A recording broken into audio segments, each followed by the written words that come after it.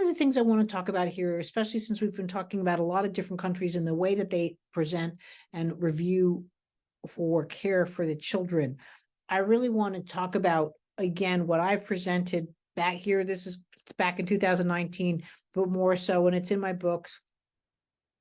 A typical assessment done is healthy vitals, clear lungs, absence of heart murmurs, right? Eating, sleeping, eliminating, weight gain, growth. Mom, dad, do you have any concerns? That's it, right? Lots of times nowadays, they're not taking out of a swaddle, they're not woken up, there's no stomach palpitations, let's say for even a hernia. They ask you if everything's okay. Again, in most cases, what do you know? You're new parents, you've never done this before. Even if you have, you're not looking for problems with your child. I want instilled is not only is a typical assessment, okay? So all of this here is now into just this line. I want the newborn movement assessment. It has to be done. What's their rotation orientation, their breathing system mechanics and how they're looked at? Is the child, what type of breathing are they doing? Is it typical? Is it asymmetrical countering, head rotation? You're seeing more and more flat heads, torticollis, brachial injuries. Again, they're crying.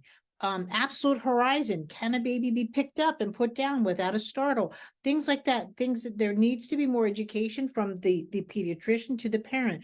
Vision. Are they responding, let's say, to black and white during the first month? Their topical senses. Taste, hearing, all, are they available? And their primitive reflex presentation. At 0 to 1 months, these are now your warnings. Typical assessment is unhealthy vitals, inability to suck root, startle, sleeping, or continuous, too much sleeping in a sense, you have to wake them up for their feeds. It's not good. Constipation, baby should not be constipated or loose bowel. Inability to gain weight, not responding or presenting on growth, dimorphic features, meaning do they have a cleft palate, anything like that. Again, you take all the atypical assessments. Now, are they at high risk on the newborn movement assessment? Inability to present with rotational orientation, breathing, lung-based, hypo or hyper-responsive. Again, are they breathing like this? Or are they breathing again where they're very labored? Is there retraction? Symmetrical presentation, left, right, head rotation failure. I mean, symmetrical presentation, they're not countering. If a baby's left hand goes out, they counter with the right and vice versa. This is why I'm not a big advocate of swaddling or swings and so forth, because you start seeing this symmetrical of left hand, left arms and so forth. And this is also what pushes a child, let's say, into torticollis. Head rotation failures, again, torticollis, inability for absolute horizon, lack of tone. Are they you go to put a baby down, are they flopping? Are their arms hanging out? Are they too tight? Are you seeing this? Crying, again, hyper crying or hypo response. There's a difference between versus like you should be able to hear your baby cry from the next room, for an example. And if you don't, that's a warning sign. But these are things you don't know to tell your physician. Lack of visual response, topical senses. Again, are they too hyper, excited or lack of response? Primitive reflex presentation. Again, hyper or hypo. Dimorphic features presenting for midline responses. Again, these are things by 1 month, this is what you're looking at. To 1 to 2 months, this is what you're looking at for problems. Going into 2 to 3 months, now you're starting to see issues with more of the development. Rolling over is asymmetrical, crossing midlines, crying, cooing, tongue out. Are we having problems in these areas, right? Again, warnings at 2 to 3 months. This is what we're starting to get up into. Again, visual, lackluster of social manifestations. All of these things can be caught so easily, but we need to train more professionals to be looking at optimal development.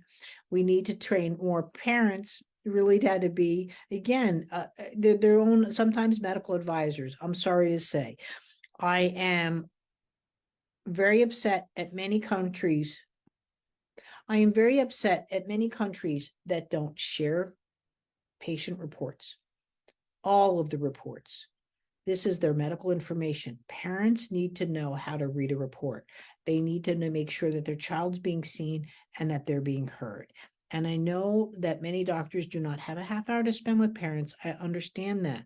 But we have parents going elsewhere and parents also, children not slipping through the cracks because they hear the word fine and they assume you've looked at all these things as a professional. And maybe you have, and maybe you haven't. But they're assuming this. And so their lack of conversation, again, a baby can fall off a pillow once. And when you say, are they rolling over? Their response is yes. The brag response of a baby 6 months or under for a parent is super high. So you're getting a false reading from the parent saying, okay, this kid's already rolling over, when they're not even close. And you'd pick this up by doing more assessments to the baby. Physical movement assessments, not just medical assessments, have to be introduced. If it can't be introduced in the medical system, then it has to be introduced as mandatory standard care for parents for the home. Thanks.